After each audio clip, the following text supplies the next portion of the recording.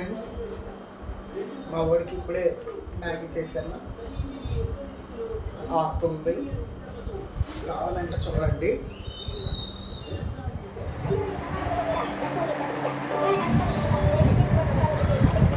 చూస్తున్నాడు. కూర్చో, అది కూర్చో.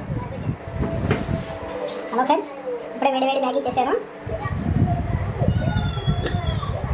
మా అబ్బాయికి అంత ఇష్టమైన మ్యాగీ తింటున్నారు.